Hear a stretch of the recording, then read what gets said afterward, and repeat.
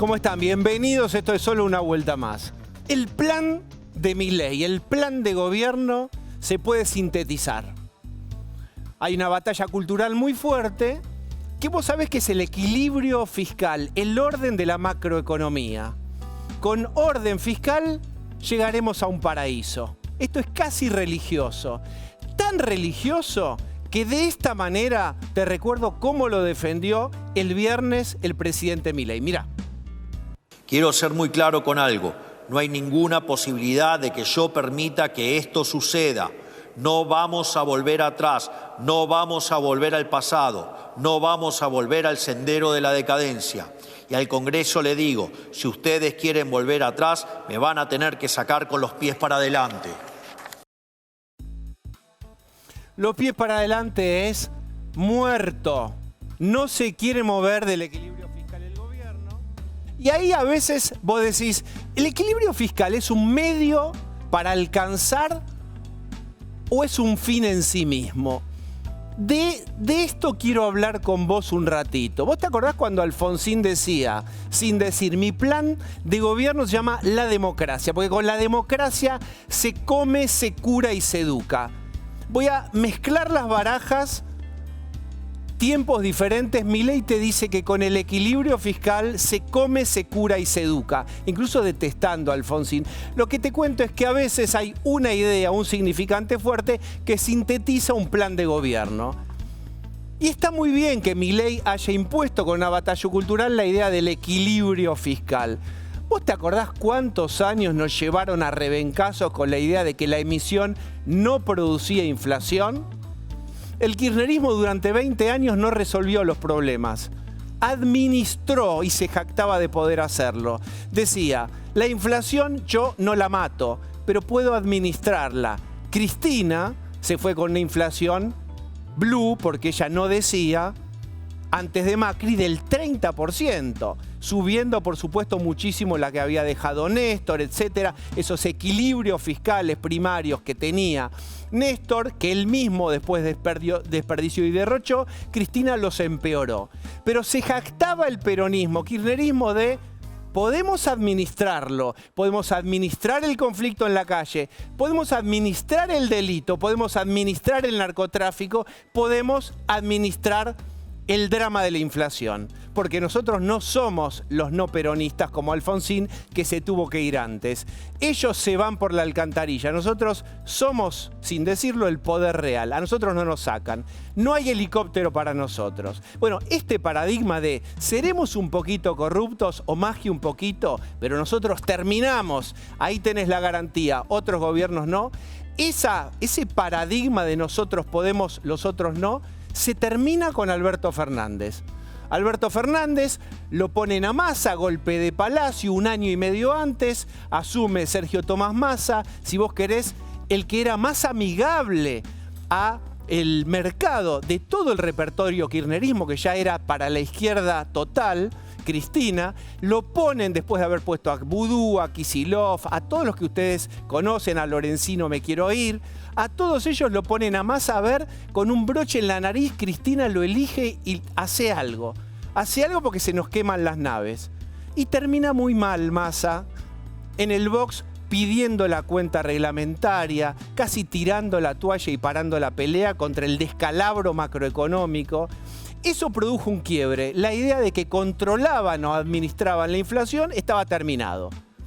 Eso permea y le permite a Javier Milei imponer algo que no es sexy. Hay que ajustar. Eso se llama equilibrio fiscal. Sangre, sudor y lágrimas. No les prometo la felicidad. Ustedes van a tener que hacer un esfuerzo porque venimos de fracasar. Se llama ajuste y era la primera vez en muchísimos años que se podía hablar del tema tabú.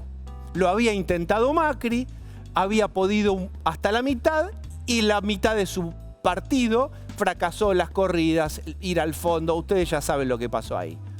Acá hay un problema. ¿El equilibrio fiscal es un medio o es un fin?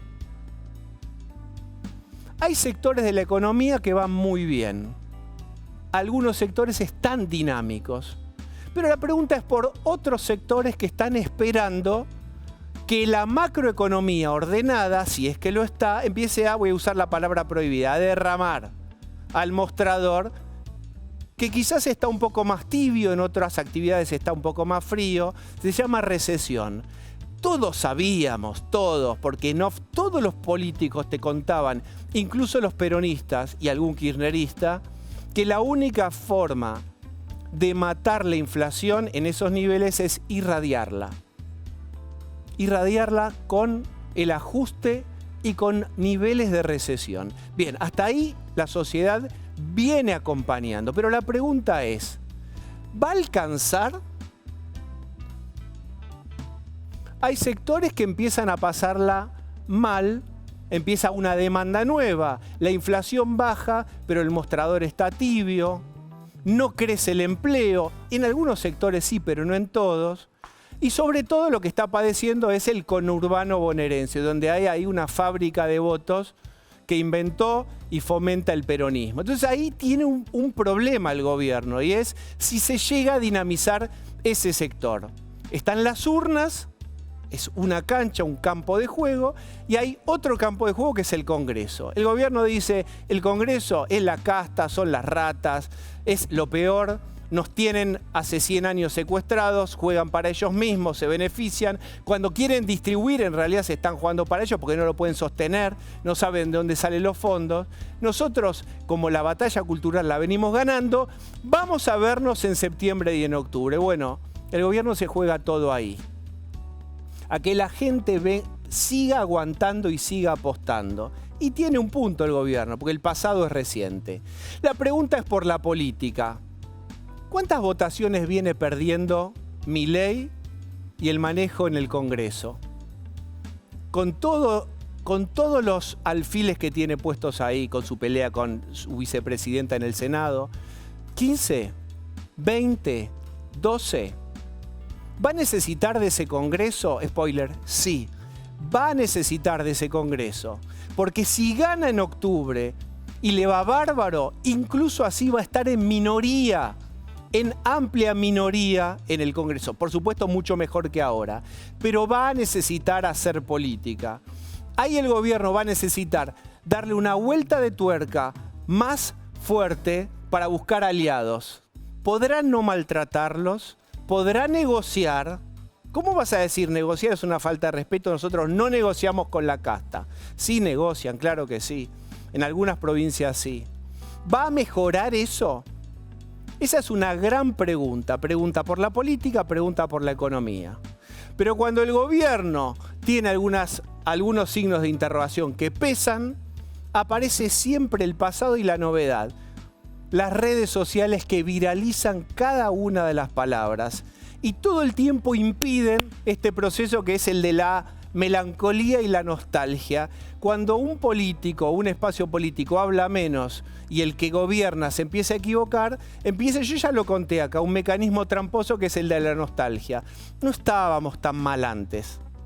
En realidad, capaz que ellos, los que estaban antes, tienen una idea de cómo recomponer esto. Te vas olvidando, vas perdonando. En una parte de la sociedad opera la nostalgia y la melancolía. Pero ¿qué pasa? Vienen las redes sociales, hay una oferta impresionante de medios, de entrevistas, y pasa lo que les voy a mostrar. Les voy a mostrar dos tomas, la fake y la real, en donde en Futurock entrevistan al gobernador Kicillof, que es, me voy a reír, la renovación del kirchnerismo. Vean primero la fake. Esto que van a ver, la pregunta es válida. La respuesta está editada y es falsa. Pero yo ahora les voy a contar por qué. Adelante. Más que decirle a Milei, esto no, ¿qué dice el peronismo? Esto sí.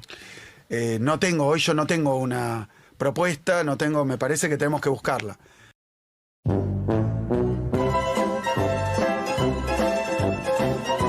Pues es interesante esto porque la periodista pone, y esto es muy importante, en palabras lo que gran parte del peronismo, esta vez sí, sobre todo sectores más jóvenes, le empiezan a reclamar. Che, ok, Milei no esto, no lo otro, somos la máquina de impedir, no lo decimos, pero lo somos, queremos bloquearlo, impedirlo, frenarlo, el neoliberalismo me parece bárbaro. Pero contame qué haríamos si volvemos. Entonces la periodista hace la pregunta que antes estaba prohibida. no se cuestionaba al líder, no se osaba preguntar. Porque vos eras, si preguntabas, cuestionabas, eras infiel afuera del sistema. Bueno, ahora, y esto es válido, hay una generación de pibes que quieren votar al kirchnerismo y quieren votar al peronismo, pero se animan a hacer algunas preguntas. Por ejemplo, che, está todo bien, pero ¿qué harías vos? Bueno, esta respuesta de Kicillof, que por supuesto es un bochorno, es mentira, no fue eso, está editado, no sabemos por quién. Ahora te voy a mostrar lo que para mí es más grave. La respuesta real de Kicillof sobre qué haríamos si nos dan otra vez la oportunidad. Mirá. Más que decirle a Milei, esto no, ¿qué dice el peronismo? Esto sí. No, lo que dice el peronismo, te diría, son las prioridades, los objetivos. Puede empezar por soberanía, independencia, justicia social.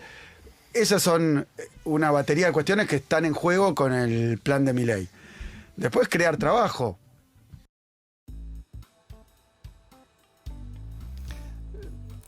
El rey, si acaso sueña con serlo, está desnudísimo.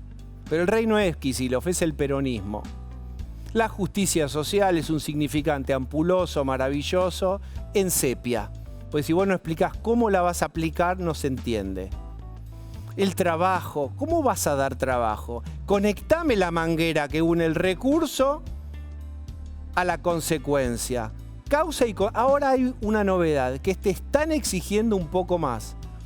Esa respuesta no está editada, esa es realmente, si pudiéramos hacer una tomografía y viéramos las ideas en el cerebro de Kicillof, es eso. Nosotros no sabemos exactamente, repetimos automáticamente y de forma estándar que la justicia social, que el salario y que la recuperación y la soberanía. Volvemos a significantes de 1950. Eso está así y eso es el subsidio final del kirchnerismo. El kirchnerismo está subsidiando a Milei en su vacío de ideas y en su vacío de propuestas. ¿Lo aprovechará Milei?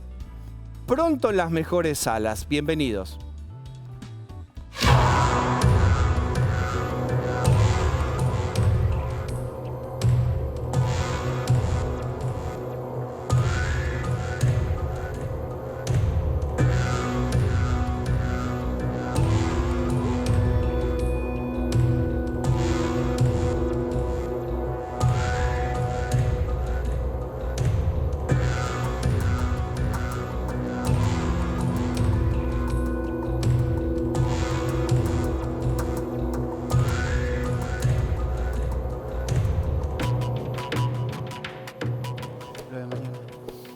Yo les quiero contar una pregunta que me hago y es si estamos hablando lo suficiente de que hay 76 muertos ya con esto.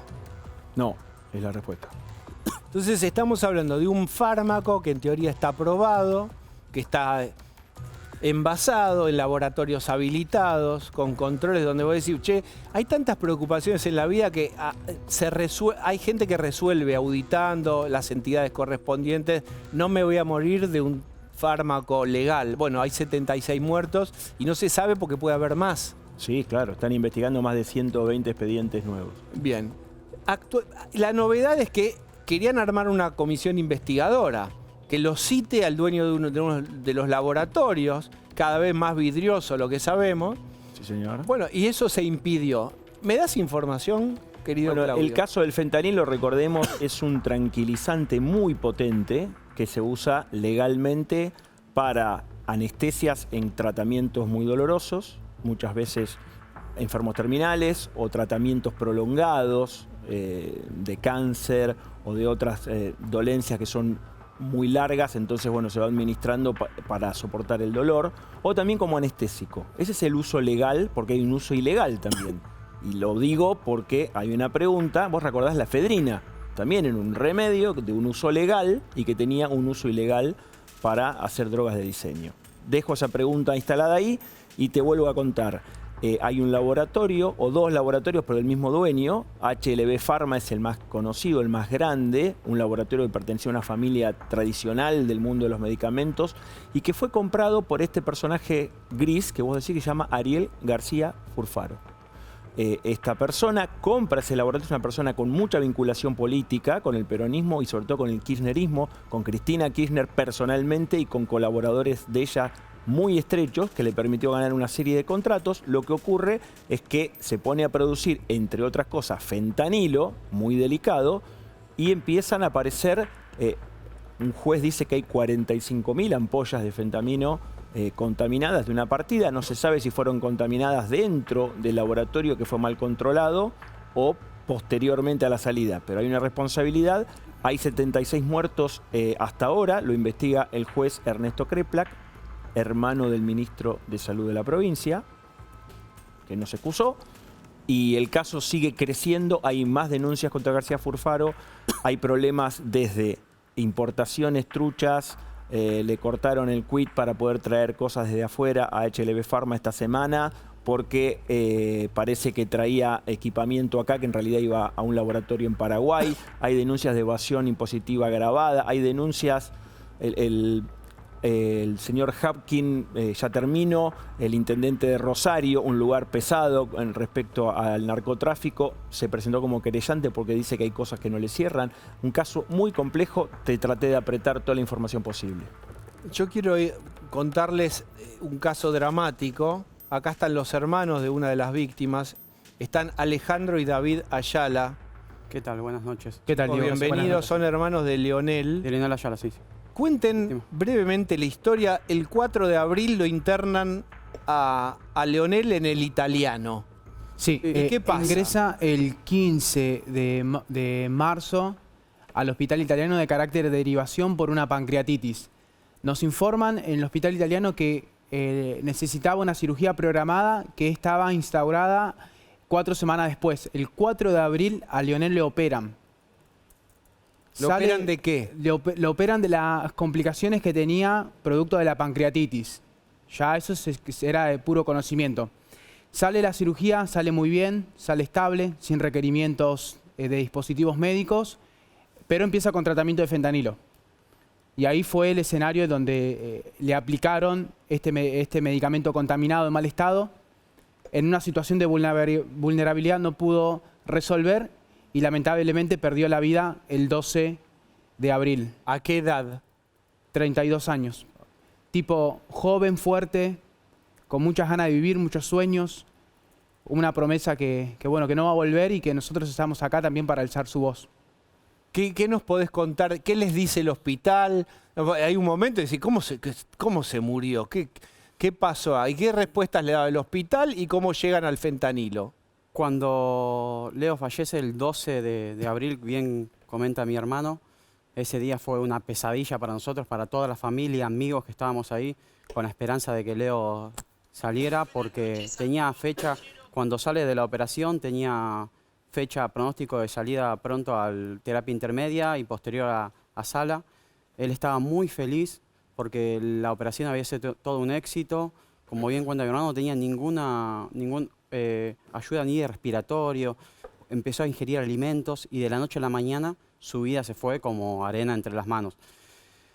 Bueno, él fallece el 12 de abril, lastimosamente. Para nosotros, como comento, fue una pesadilla. Nos llevamos el cuerpo de él. Lo velamos el 12 de abril, el 13 lo enterramos y su acta de defunción decía fallecimiento producto de pancreatitis aguda, paro cardiorrespiratorio. Pero no fue por la pancreatitis. No fue por la pancreatitis. Después nosotros... ¿Pero cómo se enteran que llegan al fentanilo? Sí, investigamos con un perito de parte porque algo no nos cerraba, porque Leo venía en una recuperación ascendente, él se estaba recuperando y no nos cerraba por ningún motivo. Con un perito de parte descubrimos que había alguna bacteria que había contraído, pero todavía no sabíamos del fentanilo contaminado. Un mes después, en mayo, cuando la ADMAT reporta esto, nos enteramos por los medios, una noche, a las 11 de la noche nos enteramos por los medios que se empezó a hablar del fentanilo contaminado. Espera un poco, porque sí. Acá es el dolor sobre el dolor. Claro. Muere tu hermano y les dan un certificado con una causa de la pancreatitis, fallecimiento causa pancreatitis. ¿Y usted por qué dicen no nos cierra la pancreatitis? Porque Leo venía en un estado ascendente de recuperación. nos habían dicho los médicos de que Leo salía, que tenía un buen pronóstico. Y cuando nos dicen, cuando se complica, no sabían qué decirnos. La cara de preocupación de los médicos era evidente, de los enfermeros. De hecho, el 8 de abril se empezó a hablar de brotes de distintos tipos de enfermedades dentro de la terapia intensiva. ¿Y cómo llegan? Claro, ¿y cómo llegan a que sí fue el fentanilo? Llegamos porque nos comentan, bueno, nos llega esta información, ¿no? por la ATMAT, que se publica, y nos acercamos al otro día al hospital italiano. En principio no nos pudieron dar la información, porque acá hay un tema muy importante, que no existe la trazabilidad, una correcta trazabilidad sobre el fentanilo. Entonces no pudieron determinar a priori qué lote le habían dado a Leonel. Ya se sabía que el lote 31.202 de marca HLB Pharma estaba contaminado, pero ellos no lo podían determinar. Sí sabíamos que le habían dado fentanilo y le habían duplicado la dosis. De hecho, eso fue mortal, porque el nivel de bacteria que se produjo en su cuerpo y sepsis, Leo no lo soportó. No nos pudieron dar información gracias a que nosotros seguimos insistiendo con una abogada con un poder que presentó en representación nuestra. Nos pudieron dar esa información y confirmando que Leonel había recibido HLB Pharma lote 31.202, uno de los lotes más contaminados y que más se aplicó en la Argentina. Son 150.000 ampollas, un lote, y se aplicaron casi 50.000 ampollas en todo el país. Es una locura, es una tragedia sanitaria, porque Leo fue afectado, pero también 76 personas más, y no se sabe cuántas personas más. O sea, fue tremendo. Para nosotros como bien dijiste, es un dolor tras dolor. Nosotros estábamos haciendo un duelo, no terminábamos de hacer un duelo y tuvimos que empezar a recabar información con el dolor, acompañando a mi familia porque mis padres quedaron destruidos, nosotros estamos destruidos, pero tratamos de honrar la memoria de Leo porque él se lo merece. Bien. Silvana Giudice, vos estabas empujando una comisión investigadora.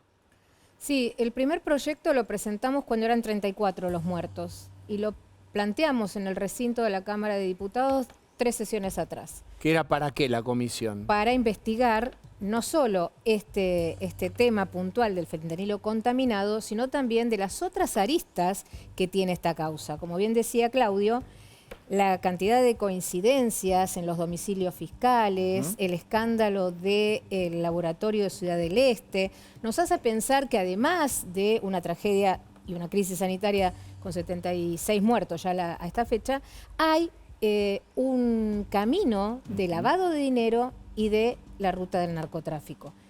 Y lo decimos porque, si quieren les cuento brevemente las conexiones.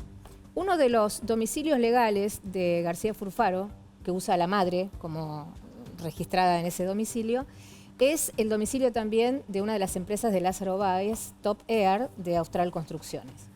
Pero además ahora, este año, García Furfaro vende parte accionaria de HLB Pharma y lo compra Sebastián Nannini, que es o fue abogado de Lázaro Báez y Norma Calismonte y además funcionario de José Cepaz de Mario Ishi. Mario Ishi, que fue en el avión a Rusia con García Furfaro para traer la vacuna Sputnik.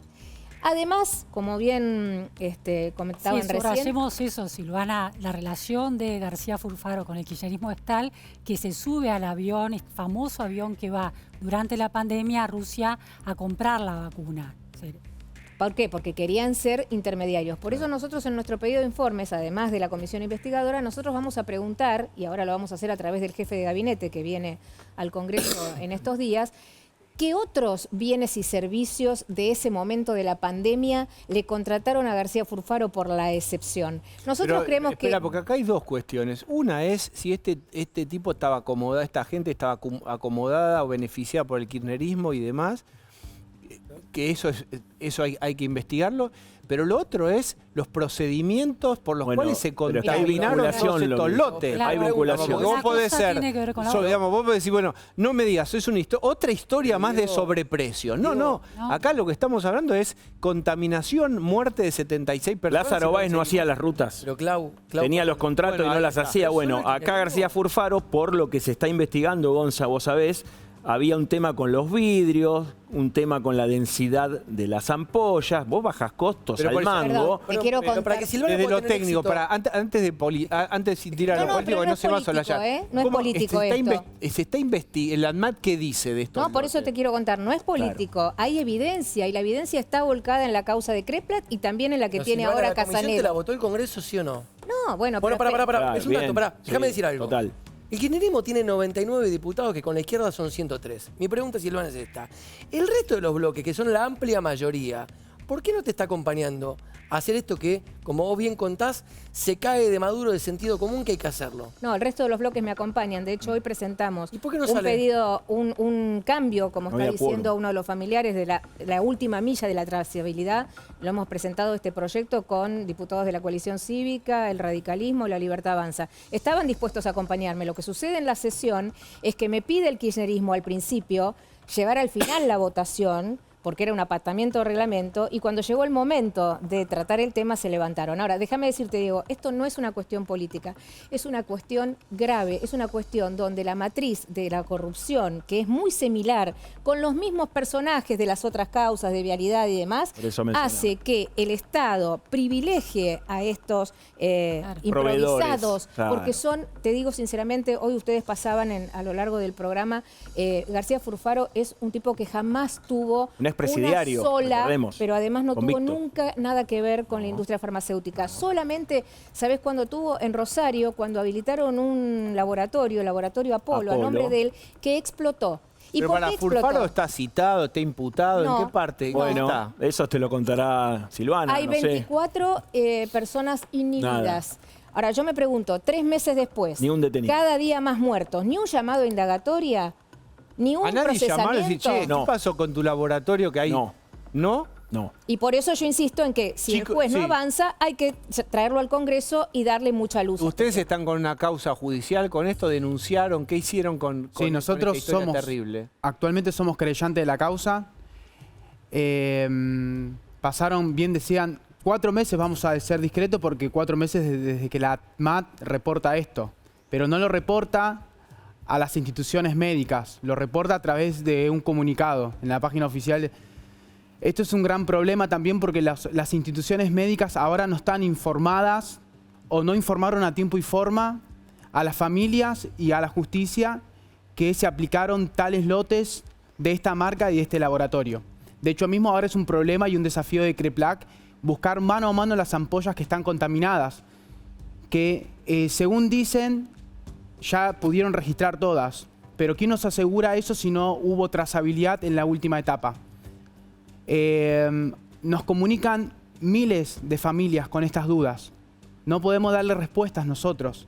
Nos piden que le asesoremos de historia clínica, marca y lote. Los hospitales no quieren entregar la historia clínica, no quieren entregar la marca y el lote. ¿Qué hospitales no quieren hacer eso? Los hospitales de Rosario, los hospitales de Córdoba, los La hospitales... historia clínica es de ¿Pero por qué 200 no harían hospitales. eso? ¿Por qué no entregarían la historia No. clínica o La información? historia clínica Es no una es gran del pregunta. paciente, Es curioso. Claudio. La Es epicrisis es del información. paciente. Claro. La historia clínica te la pueden negar, como de hecho muchas Pero ¿por qué, ¿por qué negaría una institución de salud no eso? tiene mala publicidad. obligación, por la ley actual de trazabilidad de medicamentos, decir esa ampolla. Hoy hay 11.400 ampollas que no saben dónde están. El mismo Kreplat lo dice. Y la ley de trazabilidad de medicamentos riesgosos no dice que en la última milla, es decir, al brazo del paciente, no hay obligación de la institución de informar. Sí de la trazabilidad de la ampolla, Pará, pero no pará, a qué pará. paciente se lo dieron. Vamos a la trazabilidad es como cuando compras algo en una página y te va mostrando cada ¿Dónde está? segmentito Claro. de dónde está el pedido, el camioncito si está llegando a tu casa. ¿Cuál es el segmentito final que no está obligado? a Desde la informar? ampolla, desde que se abre la ampolla en la institución médica hasta que llega al brazo o a la anestesia o Yo al no puedo paciente. decir, infórmenme qué marca me dieron, ¿no? El lote, vos podés decirlo, pero en el caso de los familiares que lo piden, no se lo están dando. Mira, el bebé de ¿Pero Córdoba, para qué encubriría el, no es que el encubren, hospital? no saben. No saben. De hecho, Claro. la historia de nosotros es la historia de toda la familia. Nosotros acá estamos no solamente por Lionel, sino por todas las familias, porque a las familias no le entregaron los lotes, no le entregaron las marcas, no nos informaron. Nosotros padecimos esto con el Hospital Italiano de La Plata. Tuvimos que esperar 2 meses básicamente para saber de que a Leonel le dieron la marca HBL Pharma lote 31.202. Y así están todas las familias. Ahora, ¿la ampolla no tiene grabado el número de lote? Sí, ¿O la ampolla lo sí. tiene, pero la tira? La ampolla la tiene, pero cuando lo parten y lo distribuyen en la terapia Claro. intensiva o lo que En sea, el no momento de anotan, aplicar. no Pero la tienen obligación de enfermera o el médico anotar. que lo coloca, que Sí, claro, pero mira, que lo aplica te voy a decir Podemos, una le pido a cosa. la producción si podemos llamar, si conseguimos un médico que nos se explique si hay obligación de ir anotando y registrando qué fármaco y de qué laboratorio. De- Si se Digo, puede. ¿puedo aportar un dato? Sí, dale. Escucha esto. O estaban escuchando, obviamente este programa se ve, lo ven los funcionarios. Dicen, creer que este hombre Furfarro tiene solo relación con el kirchnerismo es un error. Mirá si no los contratos que firmó con los gobernadores. Basta simplemente con fijar el contrato de cada gobernador con el laboratorio. Ahí está la clave, es con las provincias. Y me dice que hay información mucho más sensible, que por eso, Silvana, es que quizás todos los que te dan una palmadita diciendo, bien, Silvana, vamos para adelante, después cuando hay que poner lo que hay que poner arriba de la banca, se hacen los giles. Mira, yo tengo muchos años en el Congreso y a mí me empieza a indignar esto cuando veo la indiferencia. Entonces hablaban mucho de Libra, pero a medida que iba muriendo la gente, nadie se hacía cargo. Muy pocos periodistas, y la verdad que valoro muchísimo el trabajo de Camila Dolagian, de Clipan, de todos ustedes que fueron, Claudio también, fueron Nico Wieniawski, metiéndose en la causa. Pero los familiares, y esto es muy importante, que llegaron a vincular el fentanilo con la muerte de su familiar, es porque tenían algo que ver con el sistema de salud y supieron cómo reclamar. En el caso de ellos, que uno de los hermanos es kinesiólogo, y en el caso del bebé de Córdoba, fueron los padres que presionaron tanto hasta que la institución dijo sí, el fentanilo con el que fue tratado era de HBN. A ver, contá eso que está diciendo Silva. ¿Cómo lo hiciste? Leo fallece, nosotros pedimos historia clínica, ni bien fallece, para analizarla. Porque a Leonel hay una cuestión importante que no lo dijimos al principio. Leonel recibió una endoscopía que le perforan el duodeno y le generan una pancreatitis. Él heredó una patología de base. Lo derivan a terapia intensiva. El hospital italiano nos recibe, nos abraza. Pero ahí pasó lo peor. Pero pará, entonces vamos despacio. La pancreatitis es secundaria a la mala praxis Totalmente. en endoscopía. Sí, eso no lo contamos, pero es algo que ya veníamos golpeado de otro lugar. En otro lugar, en endoscopía... Totalmente. Sí. Ya sabíamos que nosotros teníamos que hacer algún procedimiento vinculado a lo legal por esta cuestión de la pancreatitis post-endoscopía, post-CEPRE. Nosotros pedimos las historias clínicas. Cuando nos enteramos del tema del fentanilo, yo veo en la historia clínica que tenía la Klebsiella pneumoniae MBL.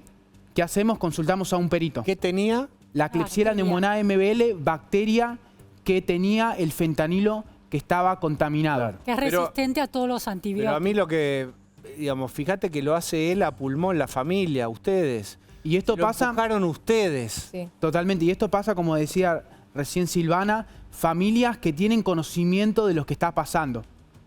¿Sí? ¿Están Familias que conectados no a las están- 76 familias? Vos tenés, ¿hay algún tipo? Me acuerdo de la tragedia de Once, claro. Todas las víctimas fallecieron en el mismo lugar y enseguida las familias se conectaron y fueron Sí. las que lograron la justicia. Acá estamos... Ustedes es muy difícil porque están todos en cualquier lado, no tienen Todo el conexión. país. Totalmente. Estamos haciendo un trabajo de hormiga, nos estamos comunicando con gente de Santa Fe, de Córdoba, mucha gente que sospechan lo que está pasando.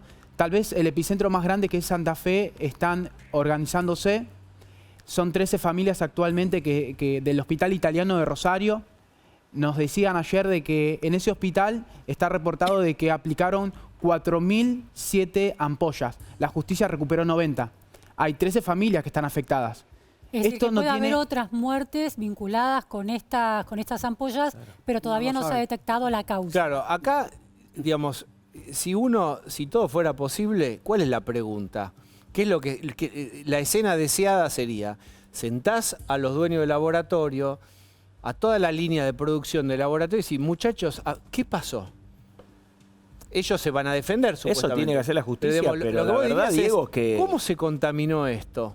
¿Fue ahí pasó? o fue después? ¿Fue un sabotaje? No sé, Miren, ¿viste? O sea, no, a cualquier ver. hipótesis, estoy tirando cosas que tienen que investigar la justicia, no No, nosotros yo no de creo acá. en la cuestión del sabotaje porque es lo que plantea Yo García tampoco, Furfaro. García Furfaro dice, tenés que como probarlo, yo tengo una claro. causa con el No. vendedor anterior y el vendedor anterior, que era una persona de la industria farmacéutica, lo denuncia, él ahora está tratando de decir que lo sabotearon. Habla de drones negros, de helicópteros decir que lo que anduvieron por quieras, arriba Silvana, de vos la, sabés, tenés que de la llevar las fábrica, del pruebas. laboratorio. Pero la verdad, Claudio, es que lo grave no es solamente este caso, que es grave porque fue las 78 muertes, 76 y cada día contando, y las condolencias de todos para ellos. Pero lo otro que está atrás es la complicidad en la ruta del lavado y del narcotráfico. Y ahí es donde nadie se quiere meter. Por eso con absoluta, te digo, bastante sola, con mi bloque fuimos Es grave planteando lo que esto decís, en el recinto, porque dijimos, señores, tiene que investigarse hasta las últimas consecuencias.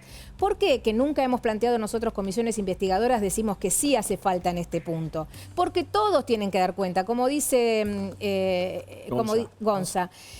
No es solamente el gobierno nacional, los gobiernos provinciales que facilitaron la comercialización y compraron sin las etiquetas de calidad y sin todos los controles que tiene que tener, tiene que dar cuenta. La ANMAT, que llegó tarde, porque recién este gobierno cambia en el 2023, llega tarde a ese momento del control de calidad de ese lote, ahora está tomando las medidas, porque si no, HBL Pharma iba a comprar la quiebra de Nexos, que era otro laboratorio, Nexo, que le había presentado HBL Pharma 12 certificados para producir diclofenac, medicamentos distintos. Porque negocio tienen los espectacular. compradores públicos amigos. Por ahí es donde viene la Y historia. aparte tenés Yo el te comprador compro, garantizado, me pongo- Clau. La por venta eso, está garantizada. claro, El ahí Estado. vamos, Por eso es lo que decía al importante. principio, que Está acá hay bien. una red de encubrimiento. Pero bueno, Sí. eso es, porque hay una cuestión que es los contratos corruptos por amiguismo, porque reciben coimas, por lo que quieras. Pero después está el tema de que tampoco fueron auditados los procedimientos de producción de fármacos. No, Entonces, y las hubo regulaciones. 300. yo te pregunto, ¿cómo audita el ANMAT? Hubo 300 sumarios y Toma varias lotes al inhabilitaciones. azar Sí. para chequearla. ¿Cómo es el Hay un procedimiento? director técnico en cada laboratorio que es el responsable de toda la producción y después el organismo regulador, en este caso ANMAT, con todos los tratamientos y los medicamentos, hace muestras random justamente para que vos no puedas dibujar la muestra que te van a dar como la prueba. No, pero Saquen además una es hoja. imposible toda la partida de Exactamente. todos Y también los es lotes de imposible, cada vamos a decirlo, los médicos que están, bueno, che, terminó la operación, terminó la endoscopía, dame que vamos a darle fentanilo para... Bueno, ese no puede saber en ese momento. Ya cuando llegó ahí, estás cocinado. Bien. Pero además lo de precursores químicos, no nos olvidemos que el fentanilo es un precursor químico, es como una sustancia Bueno, riesgosa lo que que está dice dentro de la ley. Silvana, ¿y qué pasó? Decilo Ahora vos, si Patricia querés. Bullrich hace la denuncia, por suerte cae en lo de Casanelo, espero que ahí se investigue de otra manera, porque esta conexión con el narcotráfico es cierta. 5 kilos de fentanilo en polvo desaparecieron de HBL Pharma un día antes de que Krepla fuera a allanar. El registro de precursores químicos, que recordemos, son elementos que sirven o para hacer medicamentos o para hacer armamentos, por ejemplo. Digo, son elementos químicos que se utilizan para alguna cuestión lícita, pero pueden ser también usados para algo, el para un laboratorio- delito. Ese registro parece que era trucho el que tenía, digo, parece, No, porque hay parece una no, denuncia. Es apócrifo. La Porque abuela de- exactamente, yo soy prudente. Parece que el registro, si yo estoy acá anotado, a ver ese papel, sí, lo hice en San Isidro, llaman a San Isidro, no, ¿Y nosotros quién lo acá no hicimos presentó? nada. La abuela de García Furfaro, que tiene 90 años, es la que presentó ese papel. Entonces, atención. Apócrifo. Y además, el laboratorio de Ciudad del Este estaba registrado en Paraguay para manipular fentanilo. Y Entonces, además recordemos, Silvana, esta observación que hiciste de que el uso médico legal y el uso como Claro. dentro del narcotráfico, la crisis más grave de salud que enfrenta Estados Unidos desde hace unos años es la crisis del fentanilo, con estas de escenas de personas casi convertidas en muertas. zombies Y los muertos que produjo. y muertes. ¿no? Acordate, Los una de las opioides, primeras los paros cosas que dice Donald Trump cardiorrespiratorios. cuando llega al poder. ¿Te acordás? ¿Se Drogadicción. acuerdan ustedes en enero? y Dice, recuerden que en fentanilo me Argentina preocupa. tuvimos hace muy poco una crisis de cocaína adulterada. Aparentemente, parte de lo que estaba cortando esa cocaína también era fentanilo. Es decir, como diría Cristina, todo tiene que ver con todo. En la Argentina ya tuvimos la crisis de la efedrina, el triple crimen. Sí, pero ¿sabes Yo qué? investigaría mucho este tema. Mira, yo voy a hacer un... Claudio dijo una cosa que a mí me impactó. Porque dijo, les preguntó a los chicos, ¿ustedes se están nucleando entre las familias? Por ejemplo, los familiares de los De 11. muertos de 11. estoy yo, mientras ustedes hablan, para recordar tanta información, me puse, claro, hubo 52 muertos en 11. Sí. Y fue terrible, fue una escena, una situación traumática a nivel nación. Bueno, acá ya hay 76. No los vemos. En 11 ¿Entendés? los vimos, acá no los vemos, los vamos En vez de estar juntando. sintetizados en la imagen terrible de una formación que entra así. Pero acá hay 76. Y fíjate algo, no Diego, tiene antecedentes, me hay un parece. dato que es interesante. En como fármacos contaminados. El ¿Cuáles propóleo. son? El propóleo, pero eran mucho menos. en los creo que eran 90 fue 12. 80 y pico. Y esto, además, te digo, hay subregistros, son mucho más de 76, porque hay muchos, esto es lo más duro, hay muchos de los muertos que nunca se van a enterar que fue por el fentanilo adulterado. Sí, porque ahí hay un tema de cómo se registran los muertos. Si era por cómo iban a registrarlo en el caso de ustedes, el hermano de ustedes, pancreatitis. Tal cual, pancreatitis, sí. A mi hermano su causa de muerte iba a ser pancreatitis. Si nos quedábamos con eso, el acta de defunción, no íbamos a ir haciendo el duelo, despidiendo a mi hermano Leo, pensando de que él había muerto por pancreatitis. Pero, ¿qué les decía el hospital? Porque también era un paciente, según ustedes, iba evolucionando bien, un muchacho joven. Ellos dicen que ni siquiera en Estados Unidos, nos dijeron, ni siquiera en Estados Unidos se pueden predecir cómo va evolucionando una pancreatitis. Pero no tenía ningún sentido, porque Leo, su evolución era completamente ascendente, su evolución clínica era evidente y aparte, subjetivamente, nosotros los veíamos, hasta se había puesto de pie, había comenzado a ingerir alimentos, de estar acostado en cama con analgésicos muy fuertes. Y recuerda, y en ese momento, ¿para qué le suministran fentanilo? Porque sale de la operación. para bajar el dolor. Se aplica el fentanilo. Como anestesia. Anestesia O analgésico. analgésico, las dos Diego, Muy fuerte, un opioide demasiado fuerte. Él sale de una cirugía bastante delicada. ¿Y cuáles son los síntomas que empezó a tener? Empezó a tener cuadros de fiebre, problemas respiratorios, palidez evidente. Por contaminación por una bacteria. Por contaminación por una Una bacteria. sepsis, sí. Sepsis generalizada. Empezó a tener una noche, nos llaman el 11 de abril, que Leo empezó a tener fallas multiorgánicas. Familia, vénganse, porque su hijo, le dijeron a mis padres, empezó a tener fallas multiorgánicas. El 12 de abril nos comunican que la infección ya había llegado al cerebro y que comiencen a despedirse. Fue tremendo para nosotros. Pero queremos remarcar nosotros que es evidente la negligencia del laboratorio. Eso es evidente porque dentro del laboratorio había, como bien comentaron, un director técnico que aprobó un lote que 7 de los 10 criterios de control no habían salido bien. Decían rojo, crítico, y así todo se aprobó. ¿Te acordás alguno de los ítems? Bueno, no, esto me lo... Pero ¿cómo sabías vos que 7 de 10 daban Esto mal? nos lo comenta la abogada. Esto no La lo... causa no- está. Bueno, yo lo que no puedo entender es como todavía no fue citado a nadie. ¿Cuánto Bueno, tiempo claro. va? Hay Ya van otro- 2 meses. Pero por ahí, suponete que pensás bien, están investigando antes de empezar a... ¿Eso puede ser los tiempos naturales? No. Mirá, todo puede ser porque la justicia hace lo que quiere, pero tampoco puede hacer lo que quiera.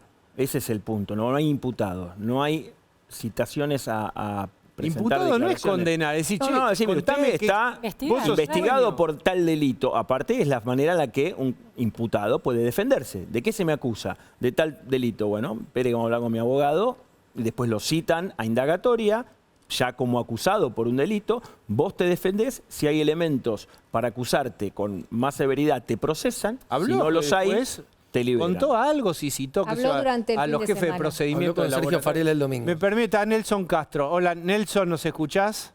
Sí, hola, ¿qué tal? Digo, ¿cómo estás? Bella noche para todos. Bueno, es así. El médico no descansa, te estamos llamando, Efectivamente, acaba de hacer médicos y telenoche, periodistas Nelson. compartimos esta rutina. Es así. Nelson, estamos con familiares de una víctima más de la 76 del fentanilo y estábamos como en la duda de cuando hay que suministrar en un hospital fentanilo. La enfermera, el médico, lee qué marca, qué partida, tiene seguimiento de eso y tiene la obligación de informarlo o no. No, el médico cuando le llega, es una pregunta muy buena e importante esto. Me tomo un minuto para darte el trayecto. Cuando el médico recibe el fentanilo para darlo, el médico no está en condiciones de hacer ninguna evaluación De nada. Voy a contarte cosas. Yo el fentanilo lo he usado en mi práctica médica porque el fentanilo es una droga de larga data de conocimiento, ¿correcto? Entonces, yo lo he usado en algunas circunstancias de tratamiento paliativo del dolor y demás, algunos casos neurológicos me tocaron. Entonces, vos cuando recibís la ampolla, vos ya se supone que todo eso ha sido adecuadamente chequeado y que esa ampolla está en condiciones de ser usada, tanto el médico como el enfermero. Así que es un punto muy importante para marcar. Cuando la ampolla llegó a ese nivel, no hay ninguna posibilidad de frenarla, porque yo no tengo ningún elemento frente a la ampolla para decir esta es buena o mala. Estoy suponiendo que todos los mecanismos de control han funcionado adecuadamente como para que yo esa ampolla la dé al paciente con total seguridad de, fundamentalmente, eficacia y también de seguridad de calidad de la droga que estoy dando, ¿sí? Nelson, ¿vos recordás en toda tu trayectoria médica y periodística un caso de estas características con tantos muertos por un fármaco contaminado? No, bueno, el caso que nos viene a la mente es el caso famoso del propóleo, del laboratorio Huilén allá por el despunte de la década del 90. Y eso fue claro que fue un episodio con ahí un sabotaje, una contaminación también de origen, ¿no? Correcto. Esto después yo no tengo presente en la República Argentina situaciones así. Dos cosas para marcar. Una, desde el punto de vista del laboratorio, el responsable en el laboratorio del control de calidad de la droga es el director técnico, que por supuesto es una persona especializada, un farmacéutico, bioquímico, que ha hecho la evaluación. Él toma muestras de un lote para ver si esa droga está funcionando en cuanto a los parámetros de eficacia y en cuanto, por supuesto, a los de esterilidad. ¿No? Así que ese es el paso que tiene el laboratorio, que es muy importante. Y después, por eso además el laboratorio tiene que quedarse en reserva con una cantidad de ese lote, ¿sí? Para que ante cualquier circunstancia que hubiere se haga un rechequeo allí doble. Y el otro es el ANMAT, que debe hacer el chequeo correspondiente, que tiene que ver también con la calidad de los elementos que acompañan a la ampolla. Por ejemplo, el vidrio en la ampolla es muy importante para que sea un vidrio de calidad que asegure absolutamente la esterilidad. Pero por eso, ¿cómo se contamina una partida?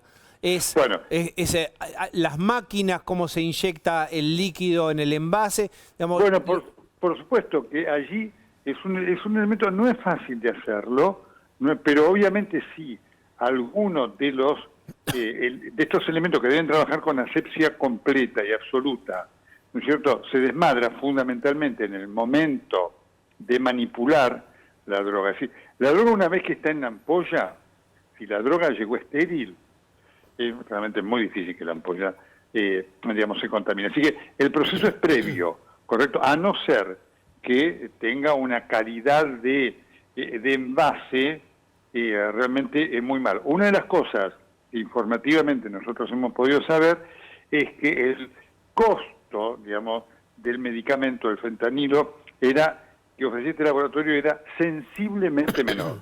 Y que el vidrio que utilizaban se pagaba un costo sensiblemente menor al de otros laboratorios. Bueno, hay que ver, ¿no es cierto? Una posibilidad es esa, Te estoy dando los elementos informativos que he podido saber, que no hacen más que aumentar la sospecha del laboratorio en sí y te repito, lo que haya pasado en el ANMAT, que es un punto muy importante, ¿no es cierto? Un tercer elemento para tener en cuenta, vos también, las instituciones que compran, no, por supuesto, vos haces una evaluación de precio-calidad. Ahora, si vos ves que la mayoría de los laboratorios están poniéndote para una ampolla un precio 10 y viene alguno con un precio 4, eso genera sospecha. Porque decir, bueno, como está toda la industria de esta manera y aparece uno con un precio 4, claro, eso te genera también sospecha y es uno de los elementos que está presente en la forma como se adquirieron esas ampollas. Insisto, ese es un elemento, por eso te digo, la información que yo tengo es que el vidrio de las ampollas que pagó el laboratorio es sensiblemente menor al valor del vidrio que se paga en el mercado. Bien, Lu. Nelson, el vidrio es importante porque un vidrio de mala calidad tendría una porosidad que permitiría una Bueno, claro. contaminación. Por supuesto, por supuesto. Efectivamente, ese es un punto muy importante, por eso digo, y esto te repito, es información que nosotros tuvimos acceso en estos días, es que en principio lo que se conoce es que el vidrio se pagó o se habría pagado a un costo mucho menor, ¿no? Entonces, obviamente, es muy importante porque el envase, digamos, el envase es tan importante como el contenido. Si el contenido está perfectamente, es estéril, pero el envase, digamos, tiene un nivel de permeabilidad, ¿no es cierto?, y de baja calidad, ese envase puede ser un agente que permita que algo externo a él ingrese y lo contamine. Bueno, esa es la ampolla, me dice la producción, no sé si Nelson estás viendo o no, pero Sí, estamos mostrando... La ampolla, me informa, del lote. esa es la ampolla... Correcto. Que esta la mostraste vos en el corresponsal. Exactamente, que es muy importante, ahí lo estoy viendo, Diego, y es del lote, es uno de los lotes afectados. Acá además hay que ver, porque puede haber ocurrido que no todos los casos de fentanilo contaminado hayan terminado fatalmente, ¿no? Porque a lo mejor la persona tenía una resistencia mayor, hay que ver las circunstancias donde tenía, y demás. Por eso el ministro, el juez en la provincia de Buenos Aires dijo que los casos son mucho más. Puede que no todos hayan terminado fatalmente, ¿no es cierto? Pero la Klebsiella, y esta Klebsiella contaminante, tiene una característica, la Klebsiella es una bacteria muy agresiva, fundamentalmente. Pero además lo que se ha visto en estos casos es que era muy resistente al tratamiento antibiótico. Bien. ¿No? Nelson, y eso también ha complicado los casos. Esto es importante, es muy importante y es sumamente más importante porque estás vos ahí. Entonces, el espíritu de este programa es no vamos a fomentar la paranoia y vamos a tratar de calmar y llevar calma. Porque por ahí la gente se puede asustar con todo derecho con lo que estamos contando. Por supuesto que no. Contá que esto no suele ocurrir, no ocurre, que se puede la gente hacer intervenciones con tranquilidad, porque si no... Bueno, hay una preocupación por eso, hay una disminución del cumplimiento de tratamiento de personas que se tenían que hacer intervenciones, pero hay un temor de muchos a someterse por este riesgo. No, por supuesto. A ver, decilo. Mira, esto lamentablemente, esto es muy importante también esto que mencionás vos, Diego y Luciana, porque... esto termina generando estas cosas, que son inevitables más allá de lo que nosotros digamos. Yo pongo esta dimensión. Cada caso es una tragedia, pero ustedes ven que no son 100.000 casos que han aparecido. El fentanilo se ha seguido utilizando, se sigue utilizando. Ayer se dio fentanilo, hoy se dio fentanilo, hoy en un montón de instituciones, porque el fentanilo se utiliza no solamente como analgésico en los casos de dolor rebelde, fundamentalmente en los casos oncológicos, por eso se utiliza porque es más potente que la morfina, y se utiliza como inductor de la anestesia. Esos son los dos usos que tiene el fentanilo, fundamentalmente, ¿no es cierto? Que es una droga de mucho control, por eso está la epidemia del fentanilo en los Estados Unidos por un manejo ilegal, digamos. El fentanilo no se maneja por fuera de los niveles institucionales, porque es una droga muy delicada y bueno, vas a la farmacia y compras fentanilo, así tengas una receta, claro, ¿correcto? No es un ibuprofeno. La mayoría de los casos no ocurre. Ahora, por supuesto que yo marco esto, Diego, es importante, genera este temor. Y eso es inevitable, por más que nosotros lo expliquemos durante un tiempo, esto va a pasar. Es así. Por eso estas cosas complican mucho el trabajo de los médicos todos los días. Es así. Nelson, te agradezco especialmente esta comunicación con vos. Fuiste muy generoso. Gracias. Un gusto siempre trabajar con todos ustedes, querido Diego. Así que un saludo para vos, para toda la mesa allí. Abrazo. Quiero agradecerles a ustedes, muchachos, por haber venido. El tema es sumamente doloroso. Lo lamentamos profundamente también. Y voy a decir la frase que es común, pero es así, que se haga justicia con esto y vamos a intentar sostener. Hay un montón de familias afectadas de algo dramático, que es esta contaminación general con este laboratorio, por lo menos. Sí, me gustaría aportar algo, Diego, que es importante, porque nosotros más que justicia también buscamos respuesta y prevenir que esto vuelva a suceder, porque ¿quién nos asegura ahora que no vuelva a suceder? Es la realidad. No queremos hacer una campaña de paranoia o provocar miedo, pero sí, también no solamente contaminaron personas, sino también hospitales. Hay una bacteria en el hospital, requiere un tratamiento especial. Hay 3 años donde esta bacteria sin tratamiento perdura, 3 años perdura en el cuerpo también, entonces hay que ser realistas de que necesitamos respuestas, necesitamos que acá el Ministerio de Salud, necesitamos que la ADMAT den respuestas y puedan esclarecer lo que sucede con las familias, con lo que sucede con las instituciones médicas, porque nadie dijo nada de lo que pasa con las instituciones médicas que ahora están contaminadas. Bien. Entonces, necesitamos esas respuestas. Gracias por haber venido. Silvana, gracias por haber venido también. Gracias. Voy a cambiar de tema. Tengo en mis manos un libro escrito a 4 manos. Yo no sé cómo se hace para escribir de a 4. Ese párrafo, ¿cómo le digo que no me gustó tanto ese párrafo? Bueno, vos escribís tales capítulos pares y yo los impares. No sé, lo cierto es que el profe Juan Carlos de Pablo y Ezequiel Burgo, periodista de Clarín, han escrito, tratando de entender el fenómeno Milei, 2 economistas y periodismo económico, hablando básicamente de la economía de Milei. Está con nosotros Ezequiel Burgo. ¿Cómo te va? ¿Cómo están? Muy buenas noches. Muchas gracias por la invitación. ¿Cuál es la pregunta hoy día sobre la economía de Milei? Porque se pueden ir modificando.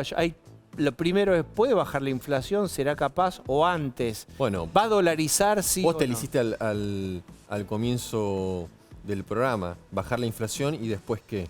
O como hiciste esa comparación con Raúl Alfonsín, que Alfonsín decía con la democracia se come y se vive, pareciera muchas veces que cuando uno escucha al presidente sería como que con el déficit fiscal se come y se vive. Con el equilibrio fiscal se come y se vive. Con el equilibrio fiscal se come y se vive. Entonces, pareciera que la pregunta es, ¿alcanza? Como vos decías al comienzo del programa. Y creo que es la pregunta que se hacen muchos, que se hace también la oposición, como bien vos mostraste el video de Axel Kicillof, y creo que también se la hace el propio gobierno. Creo que el gobierno avanza hacia un camino donde, bueno, la ciencia económica empieza a mostrar limitaciones, porque a medida que vos vas normalizando una economía y empezás a salir de una situación de alta inestabilidad como era la del 2023 y empezás a normalizar, no quiero decir que sea una economía normal, estamos todavía lejos de ser normal, bueno, es lógico que te preguntes, che, con esto no me alcanza. Y creo que esa es una pregunta relevante. ¿Estaban en todo de acuerdo con el profe de Pablo? Sí, en la mirada que nosotros le queremos dar al lector que va a encontrar en ese libro. El lector lo que va a encontrar es... A ver, este es un libro para aquel que piense que con Milei está todo bien, que Milei es un fenómeno y es el barrilete cósmico a lo Víctor Hugo.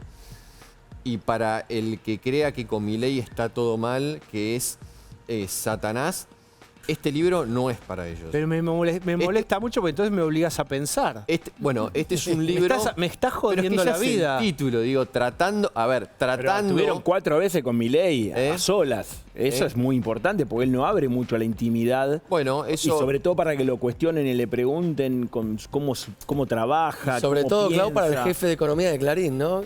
A través de un poco la relación que tiene Juan Carlos. Bueno, es un libro que lo que busca es, bueno, en la tradición que venimos haciendo Juan Carlos y yo, de ver cómo se toman algunas decisiones, porque detrás de las decisiones de la política económica, bueno, está el pensamiento, las relaciones con el equipo económico, la tensión que puede haber entre un presidente y un ministro de Economía. ¿Hay tensión con Caputo?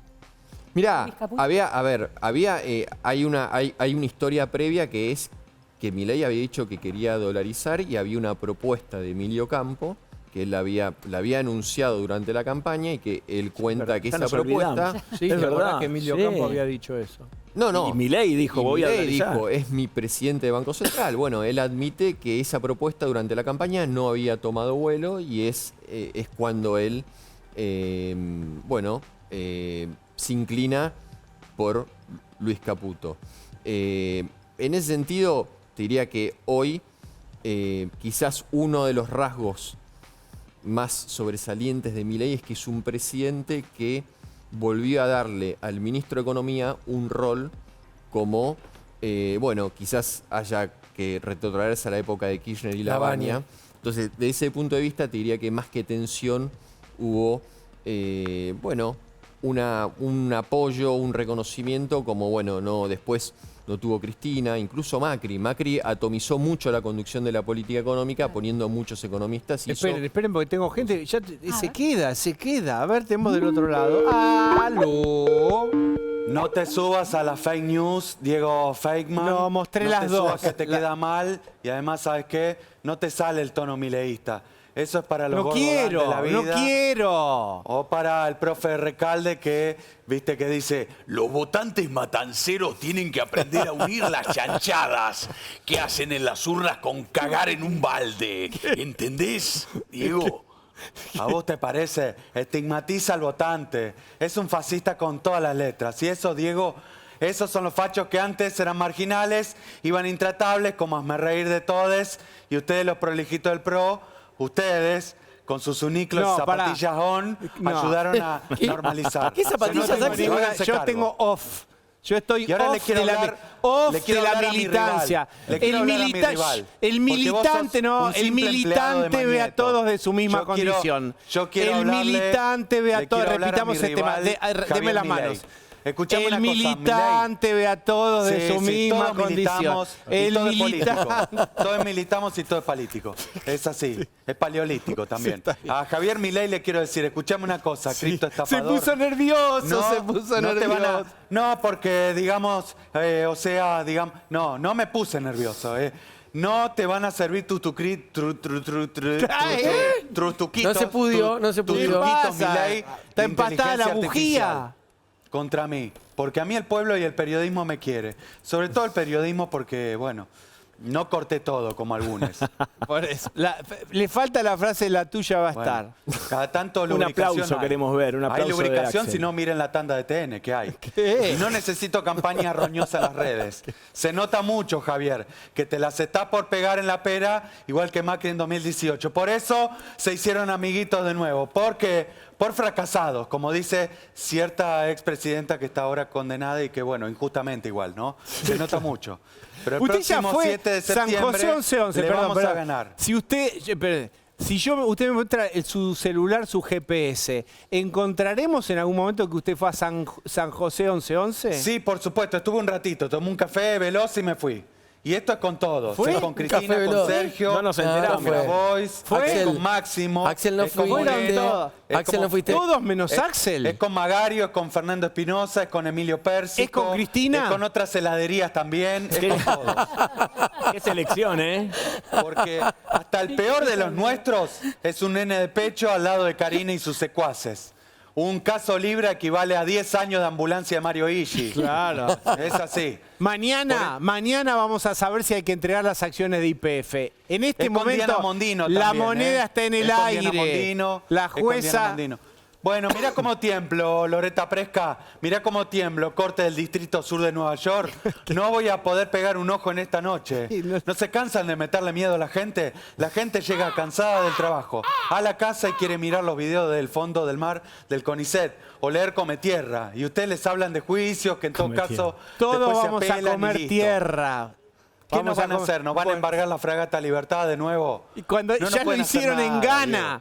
Pero No quiero cerrar con esto. paranoiques. Quiero cerrar con esto. Salvo que los abogados que pone Milei o Macri nos hagan perder a propósito. Pero yo quiero Esa decir sería esto. la única posibilidad de perder un juicio Cuando ganado. estuvo Cipayo meses boicoteándonos. en Ghana, cuando se recuperó y se liberó la fragata Libertad, la recibieron en el Sí. puerto de Mar del Plata, hicieron todo a los Javier Con Grossman, honores. todo un montaje de recepción que parecía que habíamos ganado Pearl Harbor. Bueno, Yo por me eso. acuerdo muy bien. Eso Sí, eran sí. también, ¿eh? Y Sí, era bueno, ahora Milei nos entrega en Nueva York y me culpan a simplemente mí. Bueno. la grúa se había llevado por no pagar, se había llevado la fragata y simplemente la habían Y sacado de después la playa de recuperamos. Acarreo. Ah, Y la ustedes recuperamos. celebraron. Tapa, tapita, tapom, la Ahí está el recuperamos. aplauso, Tapa, muy tapita, bien. Chau, tapom, tapa, chau. tapita, Chau, tapom. gobernador. Ah. ¿Qué tengo que hacer ahora después de esta bonita página? Seguimos hablando de economía. Me sorprendió, pensé, Ezequiel, cuando te pregunté sobre la relación entre Caputo y Milei, lo llevaste a una comparación, pensé que ibas a compararlo con Menem y Cavallo. ¿Por qué no la comparación es con Menem y Cavallo? Elegiste Kirchner-Labaña. No, porque creo que, insisto, creo que muchas de las características que hemos visto en los últimos 20 años en este tema de la relación entre un presidente y un ministro de Economía, creo que hubo mucho denominador común durante los periodos de Cristina Kirchner, de Mauricio Macri y de Alberto Fernández, insisto, de estas tensiones entre la parte política y la conducción económica. Y creo que justamente lo que hace Javier Milei cuando asume es, desatomizar esa relación entre la conducción económica y la Casa Rosada, y me parece que es lo que potencia la efectividad de la política económica, independientemente del sesgo y si uno está a favor o no. Pero le agrega como efectividad. Obviamente que en el caso de Menem y Cavallo, como decía Luciana, también hubo algo así, al menos en el comienzo. Después eso se pierde y se diluye. Una pregunta. Fueron 4 conversaciones con el presidente, ¿no? Sí, fueron más, pero las que están publicadas, son 4. Las que están editadas. Y son de extrema intimidad, ¿no? Digamos, me refiero... Digamos, es una conversación sobre su infancia, sobre cómo se introduce la economía, una conversación sobre su experiencia laboral. Pero son en un foro íntimo, me refiero, y con el profe de Pablo, que es su amigo. ¿En algún momento les dijo Milei, no, acá metí la pata, no me gustó esto? Nunca empezamos a conversar, él respondió, nunca nos dijo esto sí, esto no, nunca le... Está bien, pero ¿reconoció equivocarse en algo, Milei? En esto metí la pata. Le preguntamos cómo se lleva con el error. Por ejemplo, en sentido, él durante la campaña dijo no voy a negociar con comunistas. Y hace 2 semanas anunció una obra pública con financiamiento chino en Santa Cruz. Un doble. Entonces, ¿cómo lo explico en el libro eso? ¿Cómo explica en el libro? Bueno, él lo que dice es, yo soy presidente, si cometo un error, hoy estoy al frente de los argentinos, textual cito, ¿no? Y lo reconoce, pero digamos, a ver, yo creo que una vez me acuerdo a Fernando Henrique Cardoso, el expresidente de Brasil, cuando él hizo un plan de estabilización después de que se anunció la convertibilidad. Él dice, él había sido un sociólogo de izquierda. Famosísimo. Y él, me acuerdo, le dice a los periodistas, olvídense de todo lo que escribí. De todo lo que escribí, de todo lo que dije. Yo te diría que Milei muchas veces, desde el análisis, hay un esfuerzo por parte del periodismo, de los analistas, de tratar de buscar la última definición de Milei. Y lo que pasa es que el trabajo de un presidente te lleva quizás permanentemente a la contradicción, a los errores, y lo que uno se tiene que fijar en todo caso es cómo va corrigiendo esos errores, que es lo que va pasando. Bueno, acá está el libro con el profe de Pablo, Ezequiel Burgo. Muchas gracias. Te lo mostramos. Ahora te voy a decir cuánto es esto. Gracias. Sector privado, ¿no? Repartido, Sector privado. Vamos a hacer una tanda, dale.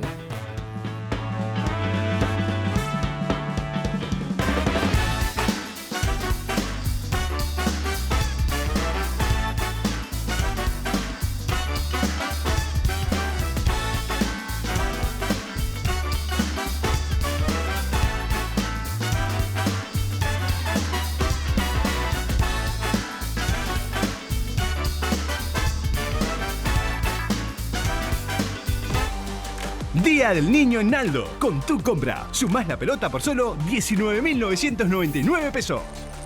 Aprovecha hasta 45% off y 18 cuotas sin interés. Envío gratis AMBA en productos seleccionados. Naldo, un amigo de la casa.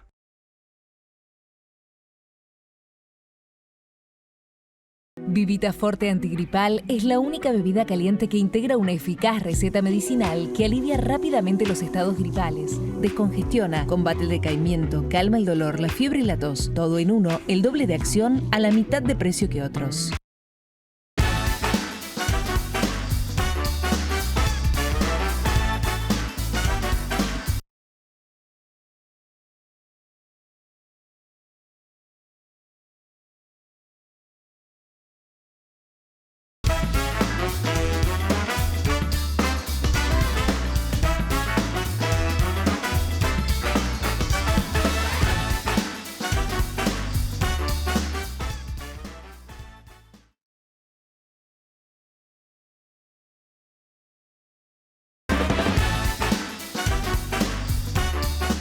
lunes. ¿Qué va a pasar mañana, Gonza Asís? Bueno, es un día muy importante para la Argentina porque mañana entra en vigencia el plazo que tiene la Corte norteamericana para, digamos, resolver si le da la derecha a la jueza de primera instancia, Loretta Preska, que es la que falló en corte a la Argentina y ordenó que la Argentina devuelva el 51% de las secciones que el Estado tiene en YPF, o si mantiene esta medida de suspenso, esta cautelar, por la cual la Argentina está siendo beneficiada, afortunadamente, para permitirle, persuadir a la justicia norteamericana de rever esta decisión de la jueza. O sea, mañana se juega si Argentina tiene que dar acciones de YPF o no. Devolver YPF, entregársela. 51% de las acciones que le Todas las que tiene el Estado. Es decir, claro. si mañana dice la jueza tiene razón, la Argentina deja de ser dueña. Recordemos que de la nosotros mitad de perdimos un YPF. juicio por una cantidad de plata que vale 3 veces lo que vale YPF, entera, no el Pero 50. el gobierno de Estados Unidos, Trump, jugaron a favor en este tema de están presentados en la o sea, corte. ni aún también. así.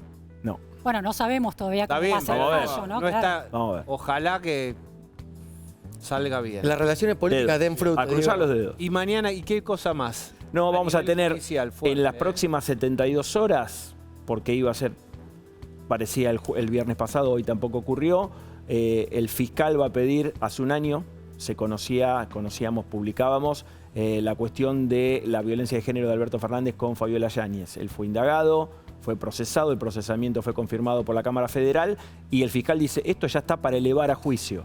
Ese Bien. pedido, una vez que se formule, el juez Ercolini lo manda, se sortea y a juicio. Gracias por acompañarnos. Nos vemos mañana. Ahora Darío Lopreite.